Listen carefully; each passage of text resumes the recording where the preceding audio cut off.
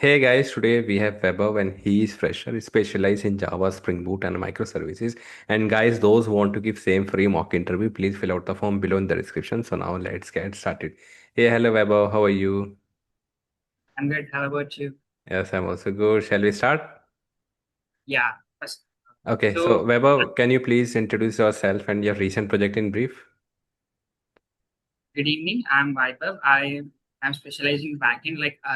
I have strong foundation in Spring Boot, REST APIs, and data API security. And I've worked on totally three projects. And the first project is like a dev challenge where user can register and solve coding challenges, and their codes are being evaluated based on the test cases. And the other is job board where people can apply jobs on that website. Okay. Okay, so you have created one portal where people can apply for jobs, right? Yeah. Okay, okay. So are you using any algorithm there, any data structure? Could you please brief me on that? Actually, I haven't used anything. I mean, it's just a basic website like an API where a user can just register Okay, so are themselves you and they using can. any collection framework?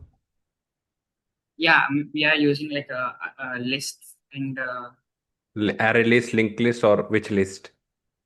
array list. Array list. Are you using linked list there?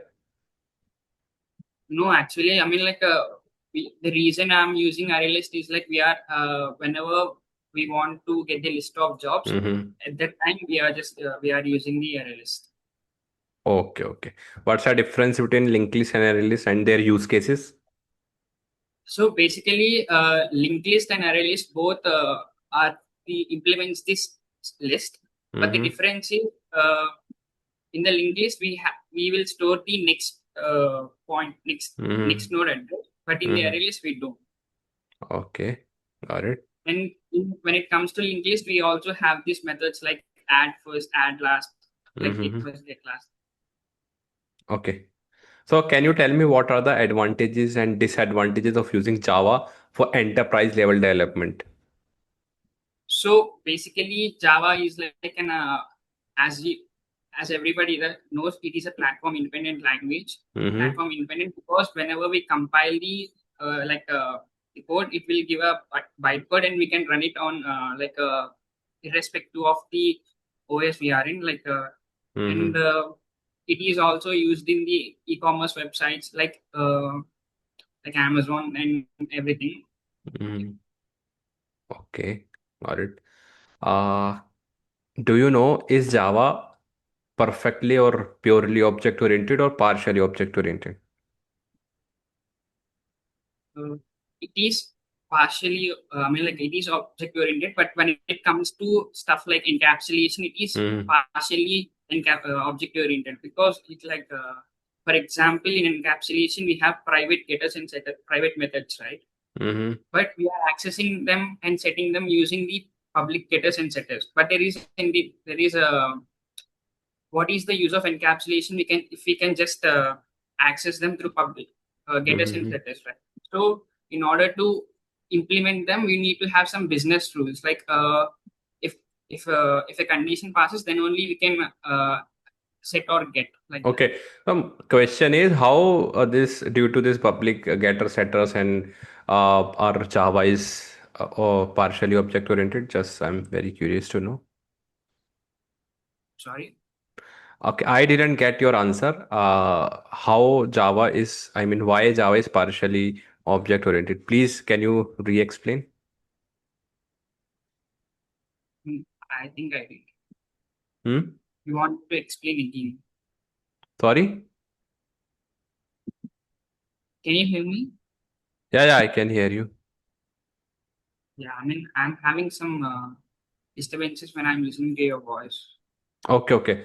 Okay, so I'm saying I didn't get your explanation. Can you please re-explain it?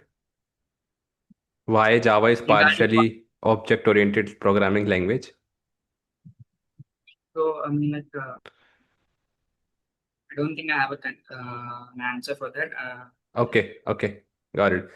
So let me tell you the correct answer because Java supports primitive data types directly. Do you know about primitive data types? These are not classes and objects, right? So that's why Yes. Java is a partially object oriented. You got it? Okay. Yeah. Vaibhav, I would like to share one important thing with you. Actually, we had complete interview preparation material for freshers as well as experienced people, structured step by step by myself, expert and MNCs interviewers. Actually, there are dedicated sessions for fresher and dedicated sections for experienced people. And the best part is that now no one need to go anywhere else to prepare interviews. There's a 99% chance that interviewers will ask questions from this material. So basically it contains a lot of material categorized by experience level, means each experience level has different material with all possible interview question answers for Java, Spring Boot, Spring Framework, Pay1, Git, Spring Security, Spring Data, JPA, Kafka, microservices, coding questions, Stream API coding questions, and many more. I have provided the link to get this in the below description. And if someone needs this material, plus two real enterprise client projects for reference, plus one-on-one lifetime doubt sessions and referrals to the big MNCs, then they should check the interview preparation kit. I will provide the link for this as well in the description below. So now moving to our interview. Actually, So, have to make a point. Before, I used to struggle with the answers, but I started watching your videos like on OOPS mm-hmm, concepts and multi-threading.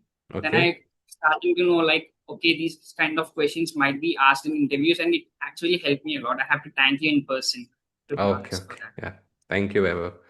Okay, so moving ahead. Okay, so can you explain about static keywords? Static keywords belong to the class, and we cannot override them. And the Mm-hmm, main method also belong to the static keyword, and we can overload static variables or methods, but we cannot mm-hmm. override them. Okay. And Can they belong to you the can class. you please explain what will happen if we don't declare the main as a static? I mean, the reason if the reason main method is static is like Mm-hmm, whenever we are passing the arguments, mm-hmm, if we if wait, I'm gonna explain. So whenever we are passing the command line arguments from the when we are creating the class, mm-hmm. uh, we are not creating any objects, right? So we can't access the main method if it isn't Okay. static. Yeah, Mm-hmm. so that is the reason why the main method is static. Got it. Got it. Can you explain the difference between abstraction and encapsulation in Java? Encapsulation is like protecting the data, uh, for example, it is like protecting the data from invalid inputs. And when Mm-hmm. it comes to the abstraction, it is like hiding the implementation details and showing what is done. For example, if we press the TV remote, don't know Mm-hmm. what is happening inside, right? We are just getting the output. Okay. Got it. What is the purpose of synchronized keyword in Java and how does it help with thread safety? So the reason we use synchronize is, for example, if two threads are incrementing a, for example, if two threads are incrementing a count variable, we might get some inconsistencies when the in the result. But we if we use the synchronize keyword, the thread won't let like the synchronization keyword, the synchronization won't let other thread access the counter variable Mm-hmm. when the other thread is accessing it. Got it. Okay. Moving ahead. Could you please tell me, is there a scenario where autoboxing and unboxing could cause a null pointer exception? What? Do you know about autoboxing and unboxing? Auto boxing. Mm-hmm. No. Okay, autoboxing and unboxing means converting primitive data types to like int to integer or integer to int. You don't know. Okay, okay, it's fine. Please read about this autoboxing and unboxing concept after this interview. It is fine. Can you please tell me a condition where the finally block will not be executed in the try So catch finally? whenever an exception is thrown, the finally block isn't Hmm. executed. Sorry? Whenever an exception is thrown or a race condition happens, uh, then the finally block isn't executed. Okay, no, no. As we know, finally block will be executed in any possible way, right? Whether we are catching an exception or not, right? Yeah. Okay, so I just want to know the conditions when finally block will not be executed in the try catch block. Okay, let me tell When you, we the finally block in Java will not execute if the JVM exits while the try or catch code is being executed. JVM exits. For example, if system.exit is called or the JVM crashes due to the severe error like a hardware failure or a stack overflow. Okay. Okay, so Vaibhav, I have one question for you. Why do we use getters and setters when we can make our fields public and set get directly? why do we use getters and setters when we make our fields private and public? No, no, when we So can make our fields only public. Okay, one thing, just wait. Why are we making getter setters? Let's say if we want to fetch the values, if we want to add the values, change the values, we yeah. are doing it setter. But what if we just declare the variables as a public and we can just directly call those variables and set it without implementing getters and setters? So there's like actually I know the answer, but I don't know how to say that to you. Okay, okay. Because setter getters enhances the validations, right? It improves encapsulation. For example, Yeah. if we have an age attribute, we are just calling the age Yeah. attribute. We Actually have an example like for example, if there is a age attribute, we can't add negative values to it, right? correct, So correct. that might be the reason why we have getters and setters for that. Hmm. But in setters, we can add a validation like age cannot be negative, Yeah. right? Correct. Okay. Moving ahead. Can you explain about inheritance and the types of inheritances and why multiple inheritance is not possible in Java? So inheritance is like extending the parent properties in the children class, Mm-hmm. and there are like a single inheritance and multiple inheritance, multi-level, hybrid level, and like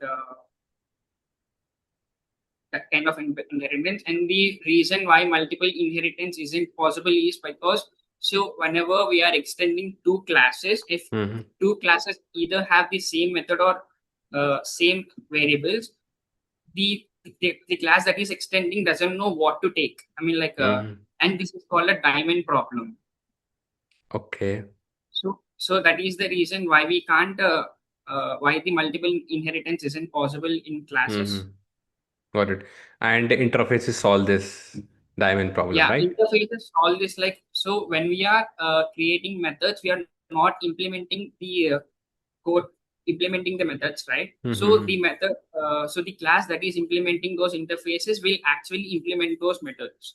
So Mm-hmm. there isn't a problem for that. Got it. Have you used functional interface? Functional interface is like a, one having one abstract method in the class. And what about Yeah. default methods and private methods and all in functional interfaces? So in functional, so the default method is like the. Are you asking like I'm why we asking have whether we default? can whether we can have default methods, private methods, and what's their limits. I mean, we can only have Yeah, we one can. default methods on multiple. Hmm? As long as there is only one abstract method, in the functional interface is still satisfies the condition. Okay. Can you provide an example of functional interfaces? Uh, for example, like abstract and wall, abstract wall. Comparator and comparable, they are implementation of functional interfaces, right? Okay. Um, Moving ahead. Can a functional interface extend another interface? Yeah, yeah, we can extend. Yes, a functional interface can extend other other interface or functional interface. You mean? No, no, other is a normal interface. Yeah, we can, as long as there is only one one abstract method, we can do that. Okay, so what if there is an abstract method in that another interface? It will throw an error. Okay. Exception will be thrown Why? because it is not satisfying the condition, right? The reason we have functional Mm, interface is we can only have one abstract method. got it.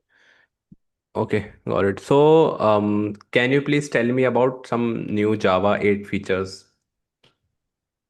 New Java 8 features like we have streams, Mm-hmm. and, intermediate operations like map, Okay, distinct filter, and the okay, terminal operations like select and optionals, got it. and consumer function and Mm-hmm. lambda expressions. Okay, what's the difference between filter and map? Filter is like we are just evaluating a condition, and map is like transforming the thing. Okay, got it. Have you used flat map? Yeah, flat map is like actually the reason we use flat map is if we in case of optional, if we use just a map, it will return an Mm, optional. But if we use a flat map, it will only return the thing that is in there. Like for example, optional of string, it will only mm. return the string. Okay, But got if it. you use the map, it will return optional.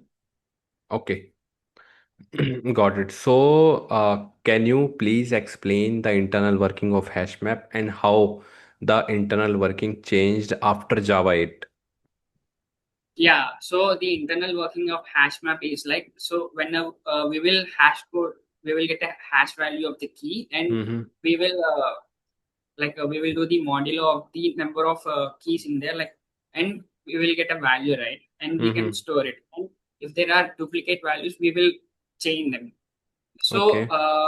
the main bug of this is like, what if we have thousand of them like on the same way? So after Java 8, the thing is we have a threshold and the default value is 8, and after Mm-hmm. that we hash map the thing will be changed into the red black tree. And what's the benefit of changing it into red black tree? The benefit of changing into red black tree is like we will resolve the problem we are facing with the hash map before features. So, what problems you were facing before? Yeah, for example, if we want to update a value, we have to uh, like the complexity will be more like we go off and something. Yep, yep. Lookup time now is increased after Yeah, introducing a red black tree. Previously it was O and now it is O log n. Okay. yeah. Yep. Okay, so moving ahead, can you please explain the hash map and tree map classes in Java and how do they differ in terms of performance and ordering? So hash map is like the tree map Mm-hmm. sorts based on the keys, and the hash map is just like a normal way, Mm. Okay. and the performance is better when it comes to the tree map than the hash map. Have you used linked hash map ever? Linked hash map. Just to I just know maintain that. the insertion order. Yeah, I mean, I know that it exists, but I haven't used. Okay, no problem. Can you please explain the REST controller annotation in Spring Boot? So the reason we have a REST controller and annotation is by Mm-hmm. default, if we just use the @ controller, Mm-hmm. we are returning a view. If we Okay. use the REST controller, we are promising that the methods in the controller will return a JSON instead of a view. What's the difference between REST controller and controller annotation? So the difference between the REST controller and controller is if we use the controller, uh, the method is returning a view, and if we use REST controller, we are returning a JSON. Okay. What will happen if in a class we put REST controller and controller annotation both? It will take the REST controller because the controller and the REST controller is like yeah, Okay, okay. Got it it. will take the REST controller. Mm-hmm. Is it right? Am I right? Or Yeah, yeah. Because in REST controller we have controller and response body annotation. In controller yeah, we have only controller. So it will be like we have two controller annotation and one response body annotation. So either we are using one or we are using two, it will be the same, right? if we And want to, yeah, if we annotate a class with controller and if we want that method to return a JSON, we can also use the response body on that method. mm-hmm. Yeah. Correct, correct. Okay, so moving ahead, can you please tell me the purpose of enable auto configuration annotation? So the reason we use enable auto configuration is before Mm-hmm. Spring Boot, whenever we want to Mm-hmm. having Tomcat or something like that, or creating the data source beans, we have to do it manually. And uh, in, with the help of Spring Boot, with the help of enable auto configuration, we are just telling so whenever you see this stuff like a starter web, you just need to create these dependencies automatically. I mean, like a beans, for example, if you see data source, I mean, like JDB, MySQL driver, you create the data source bean automatically. Like Okay, got it. Have you used bean annotation in your project? yeah, the reason we use bean at the rate bean annotation is like if we want to create custom beans, then we will use Mm-hmm. the at the rate bean annotation, and the at the rate bean annotation will work only we have a at the rate configuration on it. Okay. Yes. Have you used response entity in REST APIs? Yeah, so if we just return the classes, we don't have any control over the status code or headers, right? Okay. So if we use at the response entity, we will have the control over the status code and the headers also. So that is the reason why we use response entity. Okay. What is it? Let's say we have two APIs. One is returning the data with the response entity, and another is just directly returning a string. So, what's their differences in their responses? So uh, if we don't use the response entity, the default status code is 200. Okay. But if we use the response entity, we can have different status codes for different purposes. Like for if we create something, it will Mm-hmm. be 201, and for if we don't find it like Mm. no, 404 not found, no content. And we can also have the control over the headers. Got it. Got it. How can we handle multiple beans of the same type? Multiple beans at the same time, like we can use qualifiers or and primary. Mm-hmm. Okay, that is right. What if we put primary annotation for two beans? What if you put primary annotation for two beans? Two primary annotations now we have. I mean, I haven't tried in this case, but Okay, so it will again throw the same exception because now again Spring Boot is confused which one to pick. Both have same priority. Okay. Um. Okay. So moving ahead, what's the difference between repository and service annotation? so the repository mainly handles the storing and stuff, and the service annotation only it is like a business layer. Mm-hmm. Uh, it handles all the updations and insertions like. Okay, got it. Moving ahead, um, have you used Spring Security in your project? Yeah, Okay, just tell me some important annotations that we must use while implementing Spring Security. you want me can you give me an example? For What example, I just want to secure REST APIs, right? So what would I do? How would I utilize the Spring Security dependency and concept and module? So, if we want to secure a REST API, we do have two approaches, and one is through session IDs, and the other is JSON, I Okay. mean, like a JWT. Mm-hmm. Uh, so the session IDs is the user will log in, and the session ID will be provided with them, and from the next request, the session ID, the browser will Mm-hmm. send the session ID to them. But the disadvantage is if the server is changed, the session ID is not gonna work for the different server, Mm-hmm. and this bug will be will be improved by the JWT. In the JWT, we will get the token, and the Mm-hmm. server doesn't have to store the JWT token.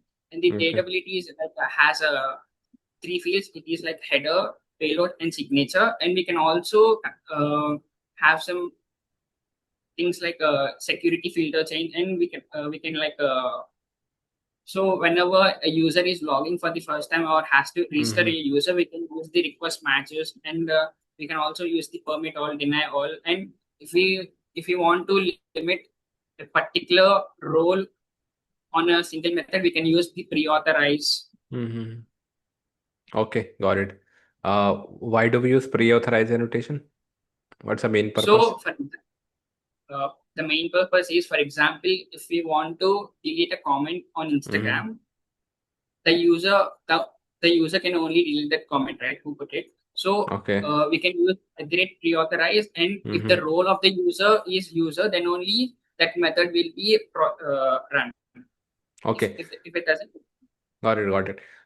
Have you worked with tokens? Sorry, bearer tokens.